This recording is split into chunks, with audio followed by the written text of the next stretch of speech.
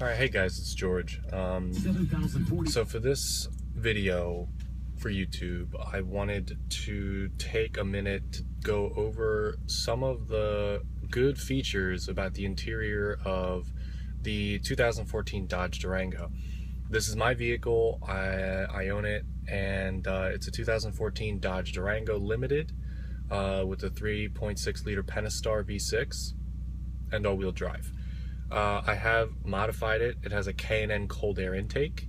It has a custom Flowmaster exhaust, which will be changed out for a MagnaFlow within the next few months. And all the exterior trim has been blacked out. More modifications are to come. However, this video is to go over the interior features as well as some good points about certain aspects of the engine and drivetrain. So think of this as almost a driver's point of view video.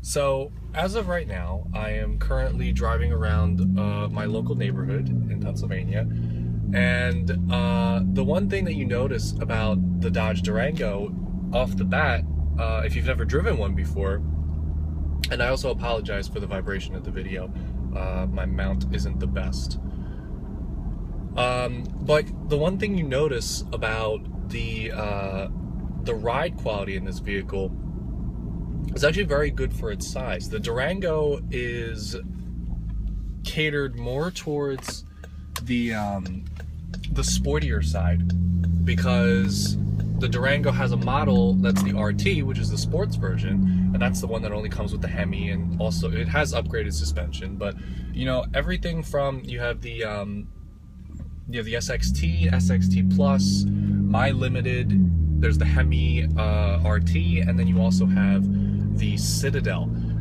The limited model is the happy medium, and that's why I bought it, because I originally wanted the RT, but for the sake of finances and also fuel economy, I decided to go with the limited with the V6. And I'm coming from a 2012 Ford Focus, which was an absolutely terrible car, and I am very happy about this vehicle. The one thing you'll notice, first of all, about the Limited is that it's very good at being like a batch of good options put together. Now, granted, this vehicle it's black metallic, and the only two options that I have on this are the navigation and power liftgate group and the CD player. That's it. Only two options that came on this vehicle. Everything that I ever wanted to have in this vehicle was included in that navigation and power liftgate group. So in that, you get the Uconnect 8.4 AN, which is the 8.4 inch touchscreen with navigation that's voice activated, and that comes with the Alpine Premium sound system with, I believe, 9 speakers, an amplifier, and the sub in the trunk. It also comes with heated front seats, heated rear seats, Napa leather trim, a heated steering wheel. I have paddle shifters on the steering wheel, power seats, memory seats, all that stuff.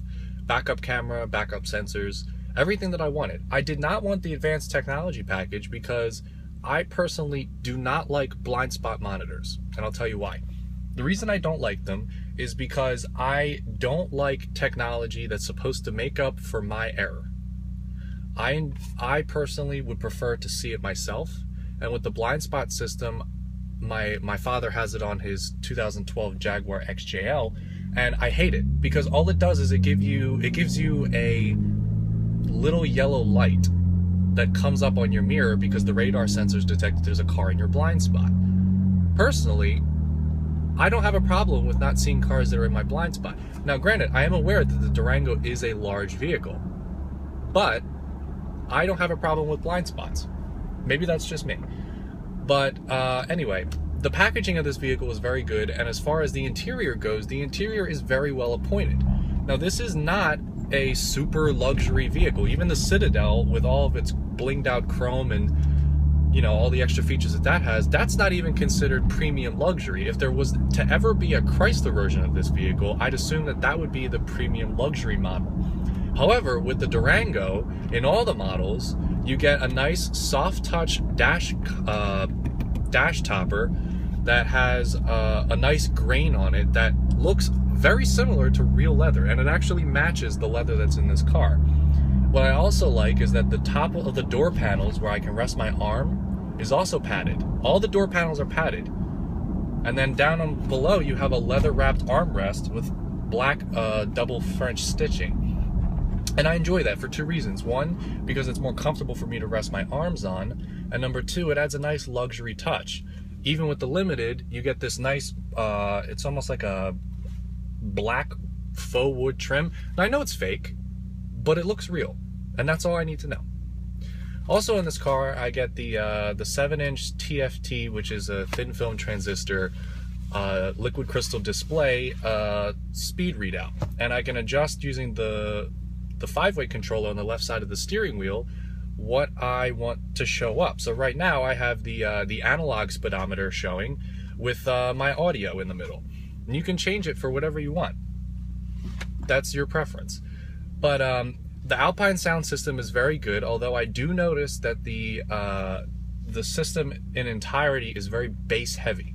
Now what I mean by bass heavy is that on the equalizer screen in the audio settings of any of your media inputs, which is HD, AM, and FM radio, Bluetooth audio, Sirius XM satellite radio, etc. You have an audio settings screen in which you have digital sliders, and you can up or down the bass, the mid-range, and the treble based on what you want. But the system is very bass heavy, and that's the only problem that I have with this sound system, because you know, young people like me, we like to listen to hip-hop and pop and rap and all that stuff, and so listening to music like that occasionally with this car blows your ears out. So actually on my settings, I have the bass turned down to about -3 or 4, the mid-range at +2, and the treble at -2. That's my happy medium. I found that to be the best. I have a complaint in with Chrysler because I was reading on one of the Durango forums that I'm a member of that is a very widespread problem. And now, the Uconnect system, otherwise than that, is relatively flawless. It's a lot better than the My Ford Touch system that I had in my 2012 Focus. But the problem with this is that there's no individual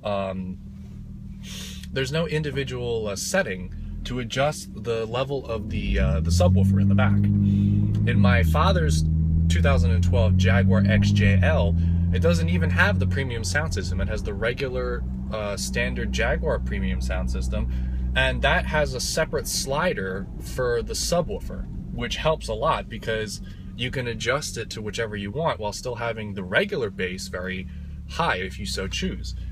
Because I noticed that when I listen to the radio sometimes at low volumes, the bass tends to slightly drown out the actual vocals of the song.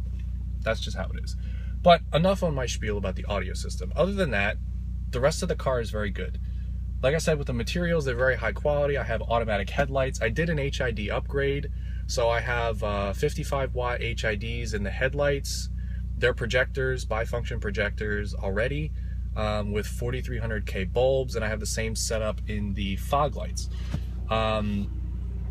As far as the rear seats go, there's a lot of legroom because it's a very long vehicle. It's basically, the Dodge Durango is it's a longer version of the Jeep Grand Cherokee. It sits on exactly the same platform, it's just elongated, and all the components are the same, which is why if you ever buy a Durango and you choose to do upgrades for it, you can actually swap a lot of the upgrades from the current generation Jeep Grand Cherokee, which is known as the WK2, you can swap a lot of those over. I was looking for a suspension kit from Eibach for the Dodge Durango, and I found that they don't have one. However, since the suspension in the Jeep Grand Cherokee is exactly the same, the kit will work for the Dodge Durango. A lot of the parts are like that. Even the brakes. A lot of people I've seen have swapped the, sorry about that, the road is very bumpy here.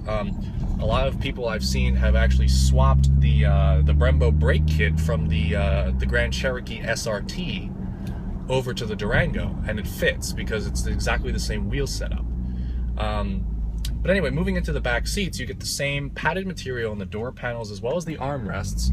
You get heated seats, and you get 2 USB ports that are for charging only. You also get a household-style 120-volt power outlet. And that's very helpful because actually it extends into the range of it extends because it's mounted right on the back of this center console here. and it actually mounts into, it actually allows me to plug my charger in, and it stretches all the way to the front where I'm sitting right now. So it charges my phone as fast as if I had plugged it in at home. I like that a lot. Moving into the third row, you get leather seats as well, but here is a very important feature. If you're looking for this type of vehicle to buy, and this is technically considered a full-size crossover. I call it a truck because it sits up very high and it's very menacing looking, but it's technically a full-size crossover. Its competitors are vehicles like the Ford Explorer, the Kia Sorento, the Nissan Pathfinder, other vehicles like that. The Ford Explorer is its biggest competitor. I test drove that, I cross-shopped it with this, I like this more, it gave me more for my money. But regardless, the one important thing to remember about these full-size crossover vehicles is that since they are crossovers, the suspension, it's not a body-on-frame setup like a truck. If you go for something like the Chevrolet Tahoe or Suburban, GMC Yukon or Yukon XL, or the Ford Expedition, you'll notice that the rear seats actually sit up higher than the second row seats do. And that's because the vehicle is, since it's truck based, it has a solid rear axle, which means the rear wheels don't have their own independent suspension. And so with this vehicle, since it's a full-size crossover, it has a fully independent suspension, which means that the third row seat can be mounted at the same level as the other rows of seats, so that they're all equal. There are no extra suspension components to make room for underneath the car, so the seats can sit normal. And that means more headroom for the passenger sitting in the third row. Now, I am 6'4" tall, which is quite tall. So I need a vehicle like this to be able to accommodate my size. The front seat is not even halfway back, and there's still plenty of room to travel back. So whoever sits behind me will not be screwed for legroom. The second row seats, they're stationary as far as sliding, but they do recline, and quite a substantial amount, which is very nice because for longer trips you can recline it back and it helps you go to sleep.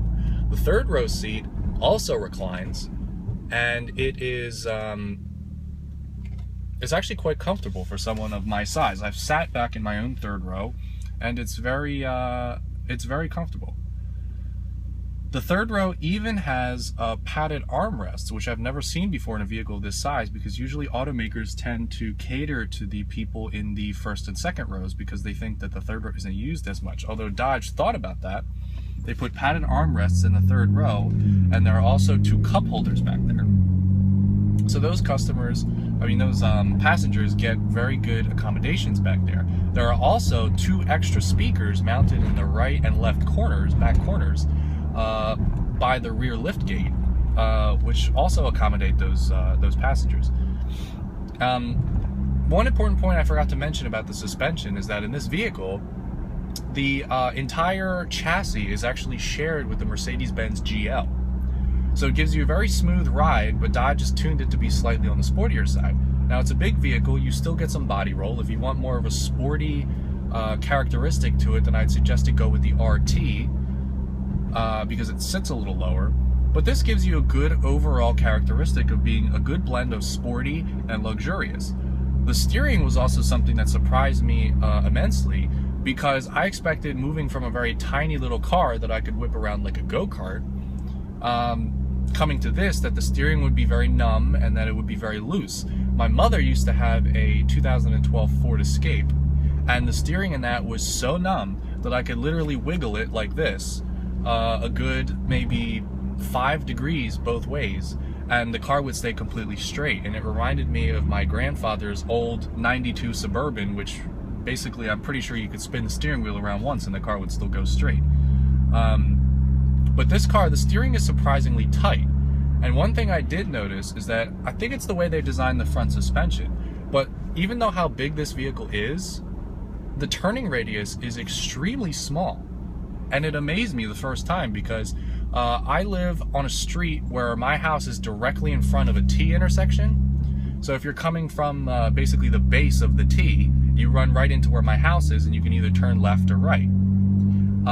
So whenever I move my cars around to be able to put one in front of the other in the driveway, I have to make a U-turn at that intersection. And I noticed that with this vehicle, I can still make that U-turn in one complete pass and not have to back up and go again. And I like that because it makes it easier to park and it makes it easier to maneuver. The steering wheel is nice and fat. It's leather wrapped and heated, paddle shifters and all my voice controls and whatnot. But it gives you a very sure-footed grip into controlling this vehicle. And the way it looks is very nice as well because it gives you a sporty characteristic to it. Overall, this vehicle is very good. As far as the engine goes, like I said, you get the 3.6 liter Pentastar V6 as the base option for this vehicle, and it pumps out about 290 to 295 horsepower at the crank, and 260 to 265 pound-feet of torque at the crank. That's not wheel horsepower. Wheel horsepower is measured on a dyno, and it's significantly less. People forget that sometimes. However, moving on. 290 horsepower, 260 pound-feet of torque, hooked up to all-wheel drive. The transmission is Dodge's actually very good Torque Fleet 8-speed automatic. And because of the paddle shifters, it allows me to shift it manually. Now, what I did notice is that this car, adding to the sporty characteristic, shifts very quickly in manual mode, almost immediately. And with my custom exhaust, I actually get a little bit of an exhaust burble when I shift gears, which is quite pleasant. In doing so, putting the 8-speed on this car made the fuel economy go up because the before the refresh for 2014, because this year was the refresh for it, so it continues on into 2015. The 2011 to 2013 Durango had a 5-speed automatic. And people complained about that because they said that it sounded like it struggled a little bit going up hills, and then it needed the extra gear to be able to manage the power correctly. And also the fuel economy suffered. So shifting it to the 8-speed, they didn't even go to a 6-speed, they didn't go to a 7-speed. They already had the 8-speed in the Chrysler 300, the Dodge Charger, vehicles like that, and so they just carried it over into the Durango, and it was a good choice because with the V6, you can get up to 24-25 miles per gallon depending on your driving, which is very good for this size of a vehicle. And with gas prices being relatively low, which they are now, it actually works very well because I can fill this entire tank, which is a 26-gallon tank, for about $45. During the summer, when the gas prices were higher, it would cost me about $65, $70 to fill my entire tank, and it hurt every single time. But then again, I knew that buying a bigger vehicle would cause me to cringe a little bit filling it up. That's just how it is. But other than that, the vehicle drives very smoothly. The engine is a very good power plant. It was on Ward's 10 best list for the best engines, and I totally agree with that. The 3.6 liter displacement is it's very good for this vehicle. 3.5 liters, I feel like it could be a little bit small for this size of a vehicle, but it works well. And paired with the transmission and the all-wheel drive, you actually get very good acceleration. Now, I know this is not the Hemi, and I know it's not any performance-oriented vehicle, but you get very good power with this type of vehicle. And you know, if you want more power, you can go with the Hemi, and the Hemi V8 will give you 365 horsepower and a little bit more torque. However, again, talking about swapping parts from the Jeep Grand Cherokee, a company known as RIP Superchargers, based out in New York, makes a independent centrifugal supercharger kit for the 2011 to 2014 Jeep Grand Cherokee. And because the engine bay and engine are exactly the same, you can know where I'm going with this, it means that it will work. It will work completely for the Dodge Durango. That supercharger would give you an extra, I don't know, 100 horsepower at the wheels. So you'd be pushing around 300, 320 horsepower. But yeah, I mean, the driving position of this vehicle is very good. It gives you a very commanding view of the road, and also it, I don't know, it just gives you this presence. When I drove my Focus, I know it's a small car, but when I drove my Focus, I felt like I was so much smaller than everyone else, and I had no road presence or control at all, and I didn't like that. And being so tall, it made me feel even worse because I had to be crammed into this car like, you know, I was a clown trying to get into a clown car. With this, I don't feel that. Like I said, the seat isn't even halfway back, and I'm perfectly comfortable. If I had gotten the advanced technology package, I would have been able to get the power adjustable steering wheel, and I think it has power adjustable pedals as well. But it's okay. I mean, the steering wheel, the one that isn't powered, I wish that it had the ability to telescope. I mean, not telescope, tilt, because right now it only telescopes.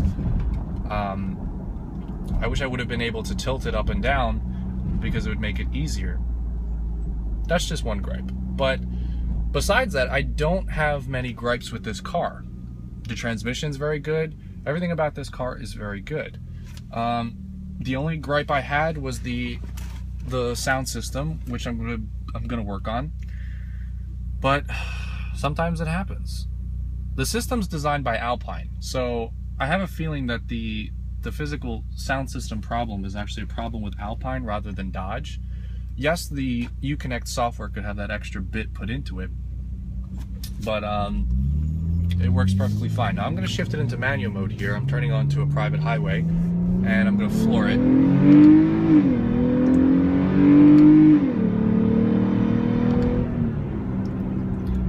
So you can see with this V6, this vehicle has a lot of get up and go. It's not slow by any means. And if you keep it in the manual mode, where you can hold the shifts, it actually has pretty good torque towards the low end of the RPM range, which is good because that's good for you know, picking up acceleration on on-ramps, passing, things like that. And it makes you feel like you're driving a smaller car. Now that's good, because a lot of people who like sports cars sacrifice that when they go for a bigger vehicle because they need to for some reason at all, whether it's carrying extra cargo, carrying their kids, or both. I bought this vehicle not only because of my size, but because I had no plan of buying a new vehicle for the next 10 plus years.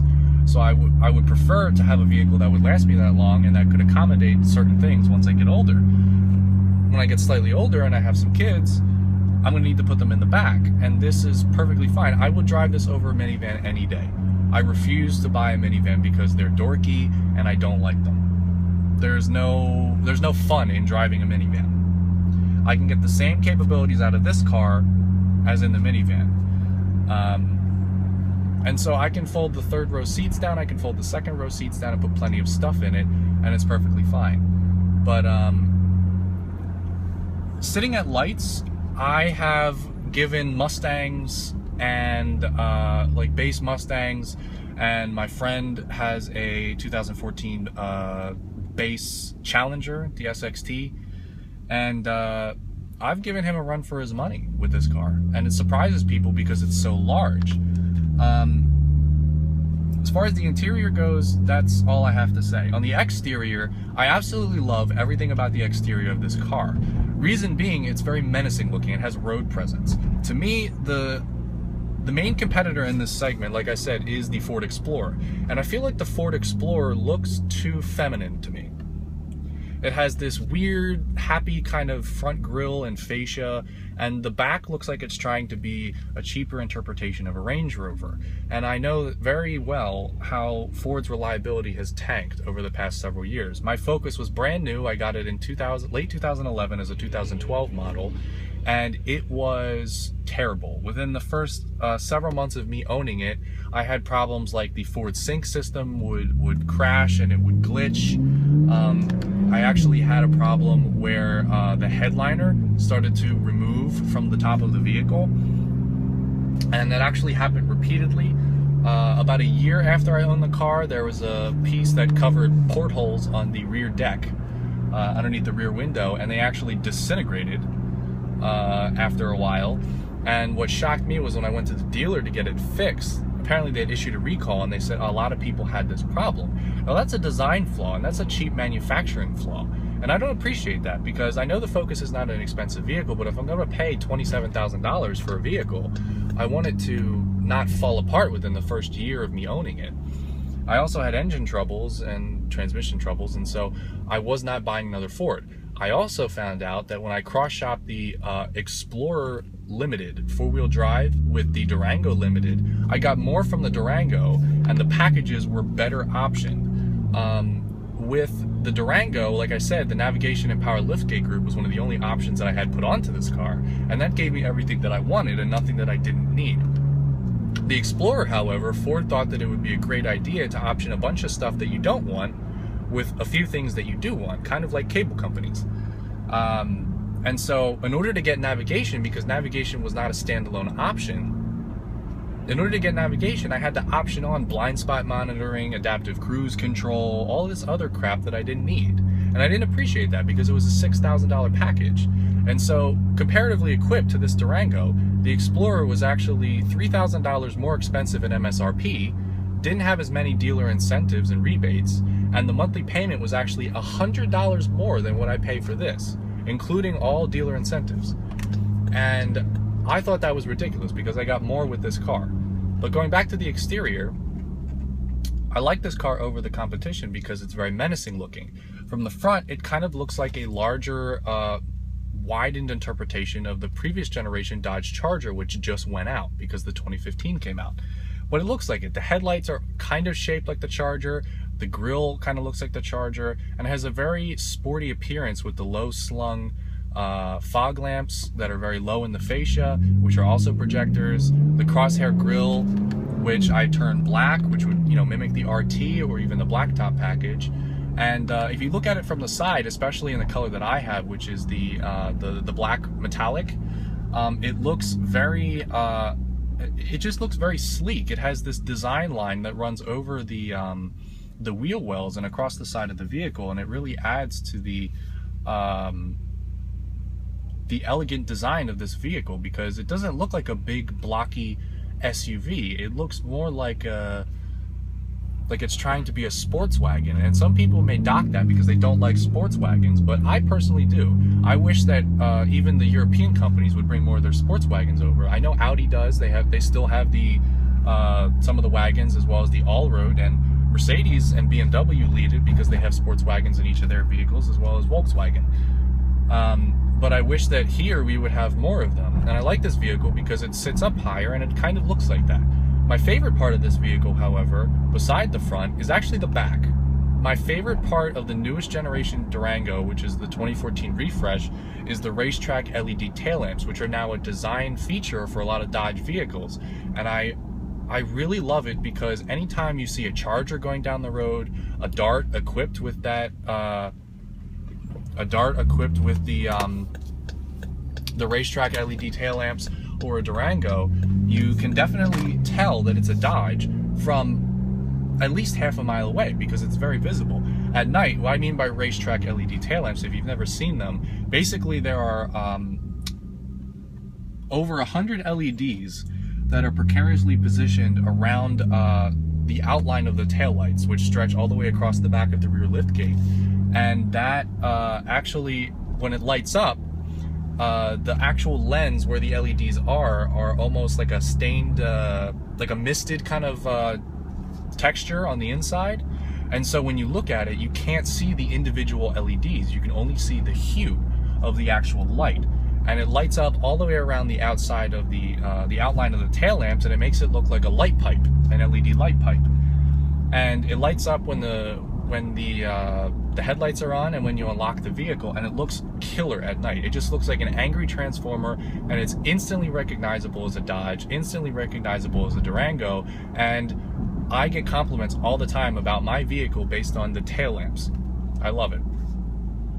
The only problem that I have with the rear of this vehicle, being that it is so big, is that the rear window is a little narrow. Looking from the rear view mirror, it can be a little hard to see out of it, even with the headrests folded down.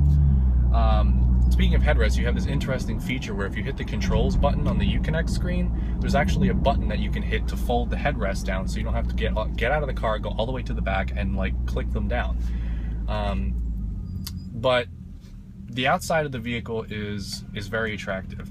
The wheels that I got on my Limited came with the premium group, which was they're the 20-inch polished aluminum wheels, the 5-spokes, and they look really nice. I plasti dipped them black and I painted the brake calipers red to give it a more sportier look, but they were very nice when they were chrome as well. The 20-inch wheels are a perfect size for this vehicle because they're not too big where they look stupid or they're trying to be, you know, like mafioso on an Escalade where you get 22-inch rims, or on like the Ford Edge Sport, which is ridiculous because the Edge Sport is not a big vehicle. And you get a good set of tires. They're Goodyear Forterra all-season tires. They're pretty grippy and they give me good traction in the snow. The brakes are, I believe, 350 millimeters up front. They're vented, and they're a little bit smaller in the back, and they're solid discs. If you get the RT, you get vented discs in the back, you get heavy-duty brake rotors, and you also get upgraded brake pads. Hold on, someone's blocking the intersection here.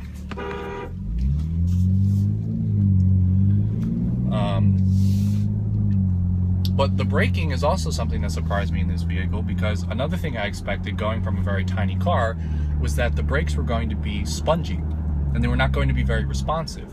In this car, however, because Dodge wanted it to be slightly sporty, Dodge is supposed to be America's muscle brand. They're supposed to be more geared towards the performance enthusiast rather than the luxurious enthusiast. And so with these brakes, they're actually not spongy at all. They're not like extremely grabby like something you'd find in a sports car, but for this size of a vehicle, they're very good. And test driving them against the Explorer, I found that these brakes are much better. I have much more confidence in these brakes than I did with the Explorer.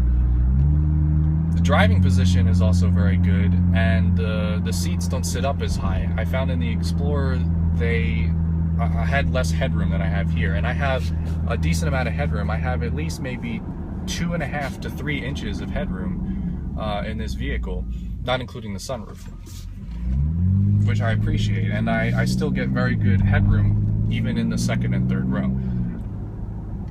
But driving this vehicle, I've had this vehicle, I bought it, it had never been titled before, so technically it was new, but it was a dealer demo in which I got a really good deal on. And it had about 4,500 miles on it when I bought it during the summer of last year, so the summer of 2014. It's almost been a year when the summer comes up now, and I have about 14,500 miles on it, and no problems at all. I'm very happy with it. And Dodge's and Chrysler groups in general, their reliability has gone up a lot since recent years, and I appreciate that, because I want this vehicle to last me for a very long time. Being a med school student, soon-to-be med school student, I would like to have the same car for as long as possible until I have extra money to throw around to buy a new vehicle. But I know this vehicle is going to last me for a very long time, and I take very good care of my cars, and so I want that will help too. Especially with the paint. During the spring, I noticed that I got some light swirl marks in the paint from the salt and things like that, and so I'm going to have to paint correct this lightly once the spring comes around and do a full interior clean out. But overall with this vehicle, I'm very happy. I don't have any problems with it. It costs me very little to maintain it. The only gripe is that the gas can be a little expensive depending on the price of the gas in your area. If you live in an area where I live in Pennsylvania, which is the Northeast, then you can, gas is I don't know, like $2.40, $2.30 something a gallon right now, and so I can fill my entire tank for about $50, a little bit less than $50. But depending on where you are, gas is more expensive. If you live in Jersey, it's a little cheaper, but if you live in a place like Puerto Rico, for instance, the car and the gas are going to be more expensive. So just keep that in mind. But this car is a very good vehicle for someone who needs more space because they're tall, or they need more space because of, they need more space for passengers or more cargo.